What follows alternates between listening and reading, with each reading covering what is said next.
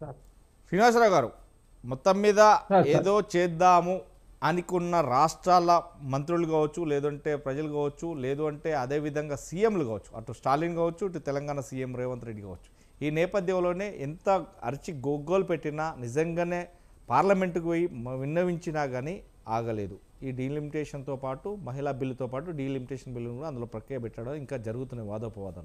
ఈ నేపథ్యంలోనే ఒకవేళ బిల్లు పాస్ అవ్వడానికి వస్తే, ఎందుకంటే ముజువాని ఓటుతో కూడా బిల్లు పాస్ చేయడానికి ప్రక్రియ ఉంటుంది కాబట్టి, నిజంగానే అయితే దక్షిణాది రాష్ట్రాల పరిస్థితి ఏంది? ఒక దేశం రెండు ముక్కలు చేసి రెండు దేశాలుగా విభజించడానికి రాబోయే రోజులలో కావచ్చు, రాబోయే సంవత్సరాలలో కావచ్చు, మొత్తం మీద పగడ్బందీ ప్లాన్ తోటే చేస్తున్నారు అనేది అంటుంది. ఎంతవరకు నిజం? ఇది ఎలా చూడొచ్చు? మీకు ప్యానెల్లో మాతో పాటు ఉన్న పెద్దలకు, స్వతంత్ర టీవీ వీక్షకులకు అందరూ కూడా శుభ సాయంత్రం. ఈ యొక్క చర్చ మీరు ఏదైతే పెట్టిండో దాంట్లో ప్రప్రథమంగా పార్లమెంట్లో ఈరోజు ఎంపీ గారు ఏదైతే తెలంగాణ గురించి మన తెలంగాణ ఒక ముఖ్యమంత్రి గారిని వారు దుర్భాషలాడడం, వారు పార్లమెంట్లో మాట్లాడినటువంటి తీరును తీవ్రంగా ఖండిస్తున్నాం. వారు మొదలు బేషరతుగా వారు అన్న మాటలు వెనక్కి తీసుకొని ఈ యొక్క జాతి ప్రజలకు క్షమాపణ చెప్పాలని మా ప్రధానమైన డిమాండ్. ఫస్ట్. రెండో అంశము, ఇది ఇక్కడ దక్షిణ భారతదేశం, ఉత్తర భారతదేశం అనేటువంటి వైషమ్యాలను తీసుకొచ్చేటువంటి చర్చకు ఆస్కారం ఇచ్చినటువంటి ఈ యొక్క డీలిమిటేషన్ బిల్లును వెంటనే వెనక్కి తీసుకోవాలి. దీని యొక్క నేపథ్యాన్ని మనం గనక ఒకసారి చర్చించుకుంటే, 75లో ఇందిరాగాంధీ గారు డీలిమిటేషన్ జరిగినప్పుడు క్యాబ్ ఎందుకు పెట్టారు? సీట్ల సంఖ్యను పెంచకుండా క్యాబ్ పెట్టి, తర్వాత వాజ్పేయి గారి గవర్నమెంట్లో తీసుకున్నటువంటి డీలిమిటేషన్స్ను కూడా సీట్ల సంఖ్యను పెంచకుండా అదే సంఖ్యను యథాతథంగా ఎందుకు చేశారు? ఈ విషయాన్ని ముందు మనం అవగతం చేసుకోవాలి. దీన్ని అవగతం చేసుకోవడం కోసం అఖిలపక్షాన్ని పిలిచి అఖిలపక్షంతో అభిప్రాయాలు తీసుకున్న తర్వాత పార్లమెంట్లో పెట్టడం, క్యాబినెట్లో పెట్టడం అనేది చేయడం అనేది సాంప్రదాయం. సాంప్రదాయాలకు విరుద్ధంగా రెండు రాష్ట్రాల ఎన్నికలు దేశంలో జరుగుతున్న సమయంలో ఇప్పుడు ఏమి ఎమర్జెన్సీ ఉందని చెప్పి ఇప్పుడు డీలిమిటేషన్ బిల్లును పెట్టినారు. మహిళా బిల్లును ఆల్రెడీ 23లో మీ అన్ని పార్టీలు ఒప్పుకొని పాస్ చేయడం జరిగింది. మీరు ఉన్నటువంటి 543 సీట్లలో యథాతథంగా మహిళా బిల్లును అమలు చేయకుండా మీరు డీలిమిటేషన్ బిల్లును దీనికి జోడించి పెట్టి కేవలం వాళ్ళ యొక్క రాజకీయ ప్రయోజనం కోసం ఉత్తరాదిలో సీట్లు పెంచుకోవడం, మహిళా రిజర్వేషన్లను అడ్డం పెట్టుకొని ఓట్లు దండుకోవడం కోసం వేస్తున్నటువంటి కుట్ర ఇది. ఈ కుట్రను దేశ యావత్ ప్రజలు గమనిస్తున్నారు. గమనించడమే కాక ముఖ్యమంత్రి గారు మాట్లాడితే మన ముఖ్యమంత్రి అయినటువంటి రేవంత్ రెడ్డి గారు ఒక స్పష్టమైన హైబ్రిడ్ సిస్టమ్ను తీసుకోండి, ఆర్థిక ప్రాతిపదికన తీసుకోండి అని ఒక ప్రతిపాదన చేసినారు. ఈ రాష్ట్రానికి సంబంధించిన ముఖ్యమంత్రిగా ఈ రాష్ట్ర యొక్క ప్రజల మనోభావాలను దేశ ప్రజలకు, కేంద్ర ప్రభుత్వానికి తెలియజేసిన బాధ్యత ఉన్నటువంటి ఒక స్థాయిలో ఉన్నటువంటి ముఖ్యమంత్రి గారి విధంగా మాట్లాడితే పార్లమెంట్లో అవహేళన చేసి మాట్లాడతారు. ఇది ఎంతవరకు కరెక్టు? తమిళనాడు ముఖ్యమంత్రి గారు దీనికంటే ముందు మెడ్రాస్లో జరిగిన మీటింగ్లో చంద్రబాబు నాయుడు గారు కూడా వెళ్ళి అక్కడ మాట్లాడింది. ఇవాళ చంద్రబాబు నాయుడు గారి యొక్క స్టాండ్ ఏందో కూడా తెలవాల్సినటువంటి ఆవశ్యకత ఉంది. ఇవాళ జాతీయ స్థాయి మొత్తం కూడా వాళ్ళ వైపు తిరిగి చూస్తుంది. డీలిమిటేషన్ బిల్ అనేది ఇప్పుడు అనవసరమైన బిల్లు. ఇప్పుడు సెన్సెస్ జరుగుతోంది. సెన్సెస్లో మీరు లెక్కలు తీసుకొని తర్వాత అఖిలపక్షాన్ని అభిప్రాయాలు తీసుకొని అఖిలపక్షం యొక్క అభిప్రాయము సెన్సెస్ మీద ఏ ప్రాతిపదికన ముందుకు పోవాలన్న అంశం ముందుకు పోవాలి. ఇవాళ సగభాగం పెంచుతున్నావా, పావు భాగం పెంచుతున్నావా అనేది ఇంపార్టెంట్ కాదు.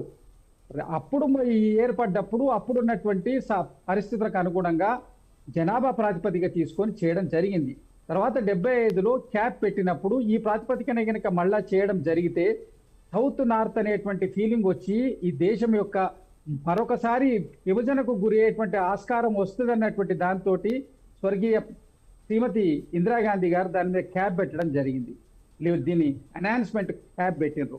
మరి ఎన్హాన్స్మెంట్ క్యాప్ పెట్టిన దాన్ని మరి వాజ్పేయి గారి ప్రభుత్వంలో కూడా డీలిమిటేషన్ ముందుకు వచ్చినప్పుడు అది కూడా కంటిన్యూ చేయడం జరిగింది. ఇవాళ మీరు ఆ క్యాప్ తీసి ప్రజల్లోకి వెళ్ళి దీని సంఖ్యను పెంచాలని మీరు మొదలే పార్లమెంటును మంచిగా ఉన్న పార్లమెంటు భవనాన్ని వదిలిపెట్టి బ్రహ్మాండంగా కొత్త భవనం కట్టిరు, సంతోషం. ఆ భవనాల్లో ఇంతమంది డీలిమిటేషన్ అవుద్ది, సీట్లు పెంచుతామని చెప్పిన వాళ్ళు అఖిలపక్షాన్ని పిలిచి మాట్లాడే సమయం మీకు లేకపోయిందా?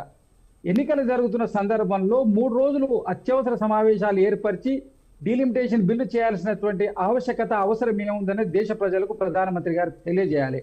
దానికి మహిళా బిల్ అనే సెంటిమెంట్ ముందర పెట్టి ఇది పూర్తి చేసుకునేటువంటి కార్యక్రమం చేస్తున్నారు. రేపు గనక సీట్లు పెరగకపోతే మేము గెలవము, దానికి డీలిమిటేషన్ చేయడం, మహిళలకు రిజర్వేషన్ ఇచ్చినమని చెప్పుకొని మళ్ళీ ఎన్నికల్లో మరోసారి వీళ్ళు రాజకీయంగా మనుగడ కొనసాగించుకోవడానికి చేసేటువంటి కుట్ర. దీంట్లో ప్రజా ప్రయోజనం లేదు, ప్రజలకు దీని యొక్క ఆవశ్యకత అంతకంటే లేదు.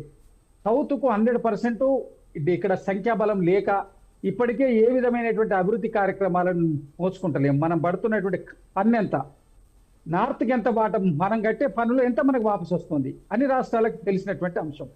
పన్నుగా ఏ మాత్రం రెవెన్యూ జనరేషన్ లేనటువంటి స్టేట్స్కు అత్యధికంగా వాళ్ళకు పన్ను పోతుంది. రెవెన్యూ జనరేషన్ ఉన్నటువంటి స్టేట్స్ ఏ విధమైనటువంటి కేటగిరీస్ మీరు లేదు చర్చించి ఇంత సంఖ్య కాదు, ఇంత సంఖ్య పెంచుతాం, ఈ బేసిస్ మీద పెంచుతాం, అందరి యొక్క అభిప్రాయాలను తీసుకోవాలి కదా. డెమోక్రసీ అంటే ఏంటండి? మీరు ఏదో నియంత్రిత రాజ్యంలో పెట్టినట్టు బిల్లు పెట్టి ఆమోదించుకొని మీరు కూర్చొని ఆమోదించుకొని కంప్లీట్ అయిపోయిందంటే అయిపోయిందా? కనీసం మీరు అందరి యొక్క అభిప్రాయాలు తీసుకునేటువంటి కనీస ధర్మం కూడా లేదా? ఇంత పెద్ద దేశానికి ఒక మార్పు చేసేటువంటి ఇంత పెద్ద బిల్లు పెట్టినప్పుడు అఖిల పక్షాన్ని పిలవడానికి ఉన్న అభ్యంతరం ఏంటి? మొన్న ప్రధాని మోడీ గారు అభ్యర్థన చేస్తారు, ఎంపీలంతా కూడా మీరు ఓటేసి దీన్ని మద్దతు పరచాలి. పార్టీలను అడుగుతారా? మీరు ప్రజాస్వామ్యంలో డైరెక్ట్ పార్లమెంట్ మెంబర్స్ని అడుగుతారా? ఏ సాంప్రదాయాలకు మీరు తెరదీస్తున్నారు?